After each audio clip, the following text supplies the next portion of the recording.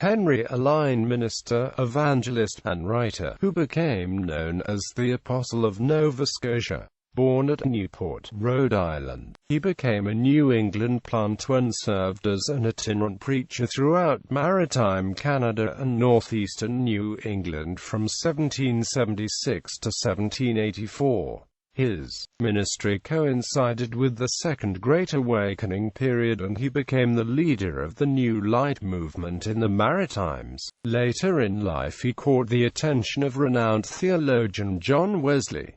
Alline is Canada's most prolific 18th-century writer. His journal is considered a classic of North American spiritualism, and he is Canada's first great Protestant and one of its most important theological writers. He died at age 35 and is buried at Northampton, New Hampshire. Historical context: the period of the early 1740s to 1784 was one of a struggle for hegemony of North America by Britain, significant religious upheaval in northeastern North America, and ultimately revolution in the 13 colonies. War and Revolution. Just prior to Alline's birth, the War of the Austrian Succession had just come to a close with the signing of the Treaty of Aix-la-Chapelle. Northeastern North America had been pulled into the conflict, achieving a significant victory with the capture of the fortress of Louisbourg in 1745, only to have it returned, to the chagrin of New England, to France during treaty negotiations. Over the next 7 years a peace rested uneasily between Britain and France. By the mid-1750s conflict broke out again, resulting in the 7 Years' War. Nova Scotia's population was decimated with the deportation of the Acadians, with the removal of the common enemy, France. In North America, a paradigm shift occurred in the political relationship between the British metropole and its New World colonies. The deteriorating relationship in due course resulted in the American Declaration of Independence and Revolutionary War. Religious upheaval. Almost coinciding with these aforementioned periods of war was the rise of the First and Second Great Awakening religious revivals. The First Great Awakening period occurred over the 20 years running up to 1750. With its initial roots in England, it spread to and flourished in the 13 colonies.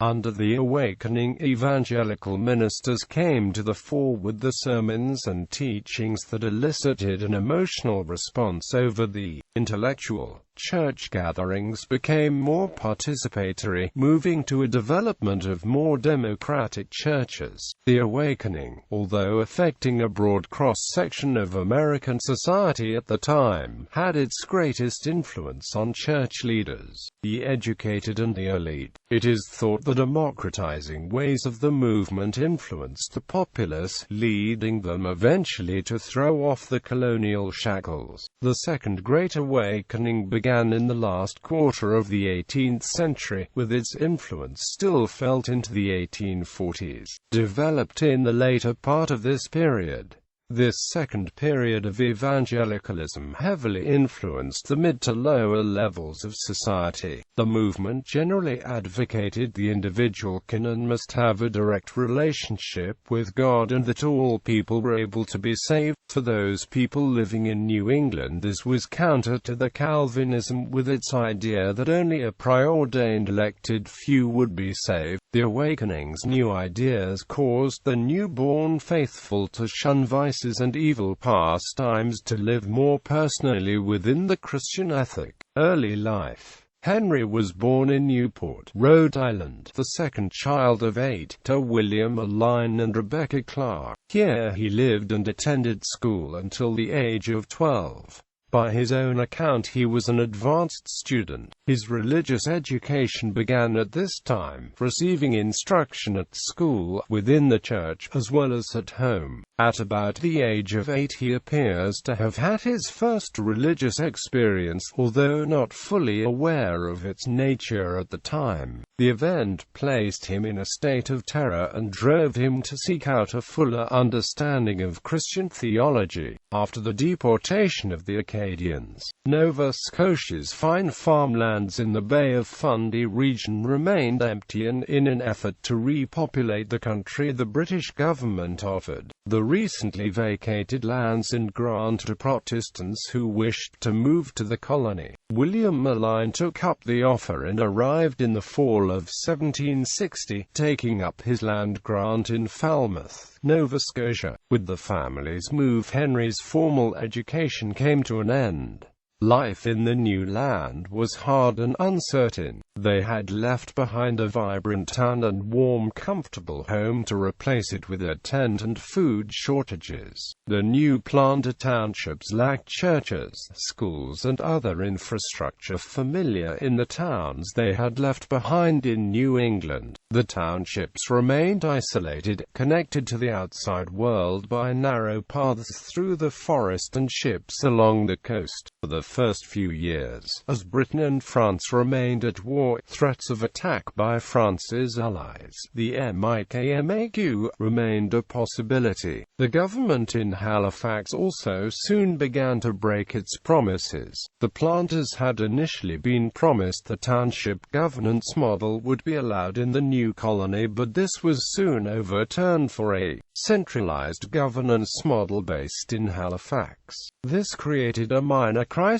but was overshadowed by the need to build new homes and farms which would support the planters' families. Town assemblies of a sort continued until 1770, when they were finally forbidden due to the sympathetic position emanating from these gatherings for the rebels in the more southerly colonies.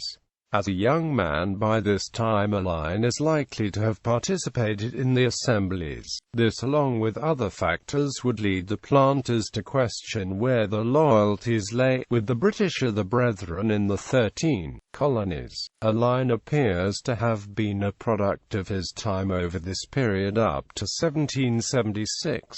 He lived and worked on the family farm, and as his siblings came to maturity they moved to their own farms, but he stayed on, supporting his parents, and never marrying. As the second of only 2 sons, this was his obligation. In his journal he reports participating in the favorite pastime of the youths of the day of frolicking, which included dancing, partying, drinking, etc. Alline admits of being one of the ringleaders of these raucous activities. Despite his leadership in the frolics, he wrestled with his participation, feeling it was perhaps a debauched life and contrary to finding a path to a more godly life. In his words he stated, "I felt guilty as ever, and sometimes could not close my eyes for hours after I had got home to my bed, on account of the guilt I had contracted the evening before. Oh, what snares were these frolics in young company to my soul, and had God not been more merciful to me than I was to myself, they would have proved my fatal and irrevocable ruin." Alline's second religious experience came when he was about 20. He experienced a vision where he was surrounded by an uncommon light. It seemed like a blaze of fire. I thought it outshone the sun at noonday. He further went on to say, "The first conception I had was that the great day of judgment was come. The vision remained over him for some time, and then, when I lifted my eyes, I saw, to my unspeakable satisfaction, that it was not what I expected. The day was not really come. Therefore I had an opportunity of repentance." Despite his second religious experience, he continued to backslide into his old ways, all the time continuing to struggle with this predicament. Although Alline's formal education came to an end at the age of 12, it is clear his thirst for knowledge continued. He was self-taught, and when able to find texts he studied them thoroughly. His reading was extensive, having studied works by William Law, John Fletcher, Edward Young, John Milton, Alexander Pope, John Pomfret, Isaac Watts, Martin Luther, John Bunyan, John Edwards, Increase and Amp, Samuel Mather, and perhaps even Jacob Boehme. His studies had brought him to a point where he had read, studied and disputed too much, that I had acquired a great theory of religion. At the age of 28 he had his third religious experience, the one that would turn his life around and propel him into his evangelical ministry. Unlike the previous experiences which instilled terror within his soul, this experience felt like his redeeming love broke into my soul with repeated scriptures with such power that my whole soul seemed to be melted down with love. At this time he became committed to preaching the gospel ministry. Alline immediately revealed his rebirth experience to his parents, which they initially welcomed. With his announcement of his need and desire to spread the gospel, he came into conflict with them. At this time, Alline's parents were in the sunset of their lives and depended on Henry's management of the family farm for the welfare. More importantly, though, they recognized, as did Alline, that under the traditional congregational churches only appropriately educated and ordained ministers were eligible to preach. This weighed heavily on Alline, who in short order attempted to sail to New England to seek the appropriate education and training. This was on the eve of the American Revolution, and the violent convulsions that began to occur in New England precluded his departure from Nova Scotia. Despite his misgivings, he began preaching in Falmouth, particularly after his neighbors heard he had become a new light and sought his advice and asked him to lead them in prayer. This again brought him at odds with his parents.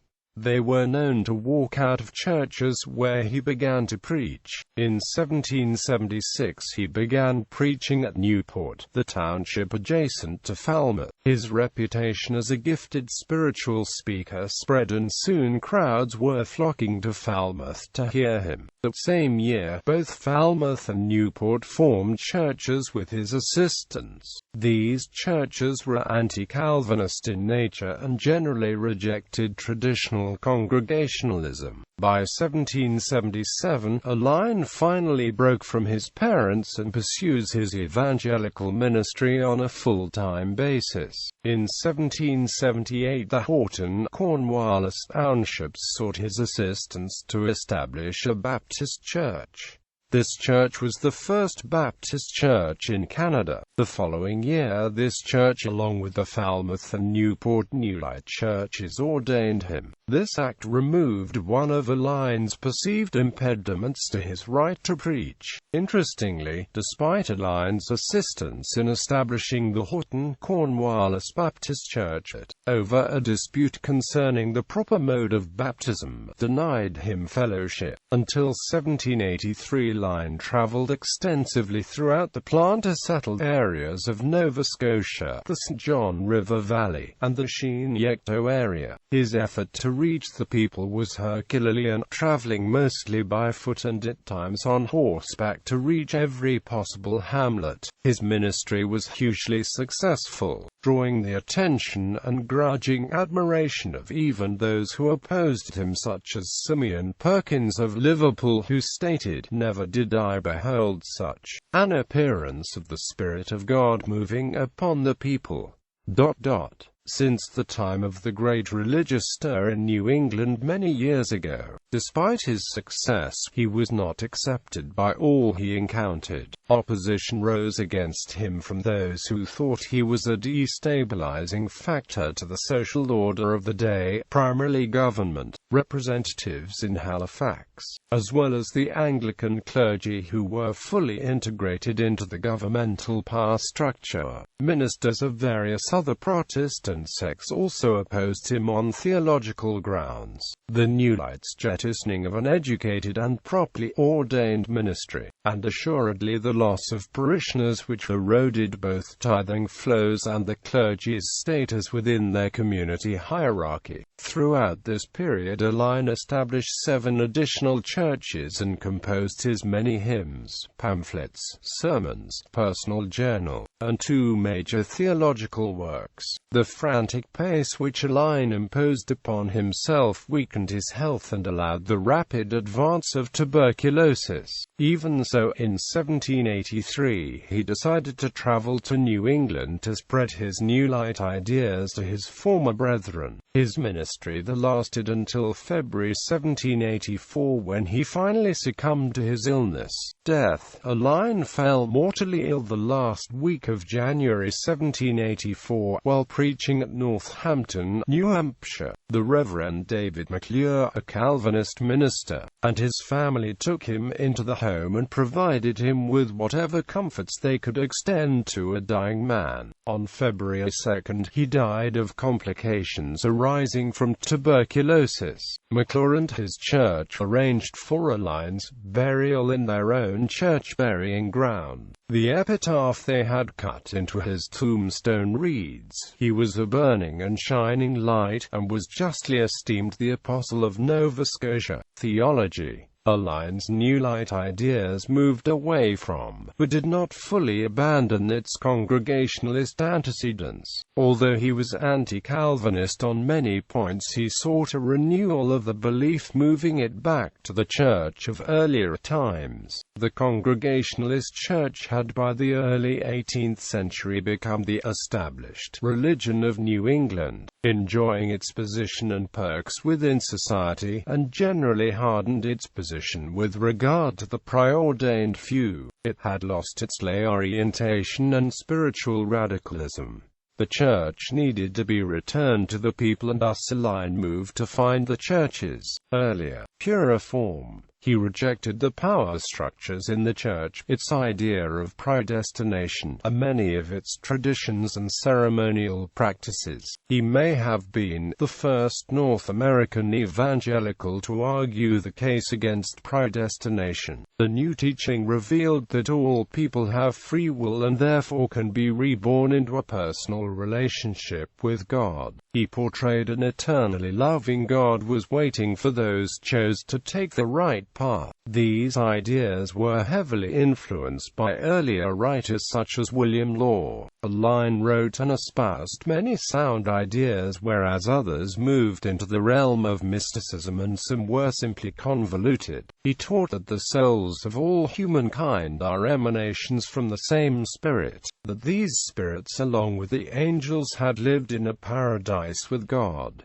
Furthermore, that Adam and Eve existed as one combined spirit. It was after the fall from heaven that Adam and humankind took on corporeal form and as a group participated in original sin. He further stated that all time, past, present and future, occur instantaneously, and once the time of judgment comes we will all remember our participation in the act of original sin. John Wesley was sent Alline's 2 mites cast into the offering of God, for the benefit of mankind by the Nova Scotia Methodist leader William Black. Wesley concluded Alline theology contained both gold and dross, and further with respect to Alline's last section of mites dealing with metaphysical mysticism, is very far from being a man of sound understanding, but he has been dabbling in mystical writers, in matters which are too high for him, far above his comprehension.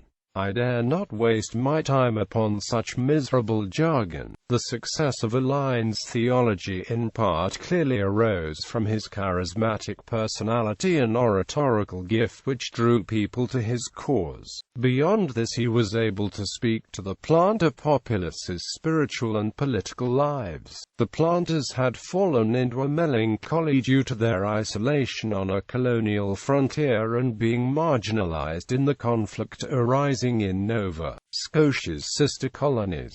Their Calvinism was based on a fear of God and damnation. This could only create anxiety for the greater part of believers, as they would never achieve salvation as only the few were preordained to achieve. This reunion with God Few preachers were available to the planters. Alline's very own township had not been able to attract a minister into its midst. This lack of guidance could have only left the planters in a spiritual vacuum. The troubles in the 13 colonies further compounded the planters' confusion and feelings of aimlessness, leaving them in an awkward position with respect to both the former neighbors in New England and with the British authorities in Halifax.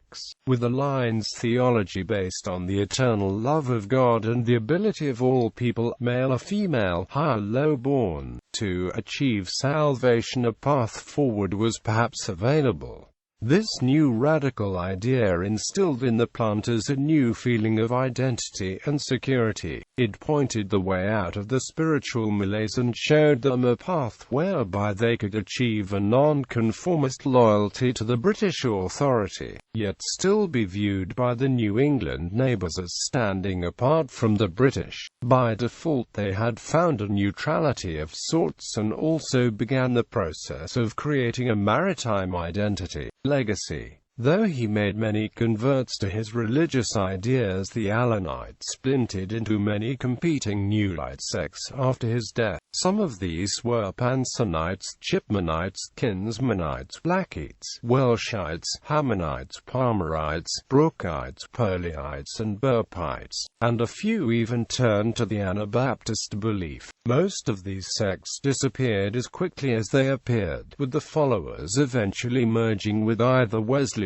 Congregationalist churches or helping establish two major Baptist denominations in the Maritime region. This legacy has made the Maritime region the Baptist bastion of Canada. In America, his theology was a key generative factor in the birth of New England's Free Will Baptist churches. Alline is Canada's most prolific 18th-century writer, publishing 487 hymns and spiritual songs, 3 sermons, many pamphlets, as well as 2 major theological works, 2 mites cast into the offering of God, for the benefit of mankind, and a court for the trial of the anti-traditionalist. His journal was published posthumously, and has now taken its place as one of the classics of North American spiritualism and Christian mysticism.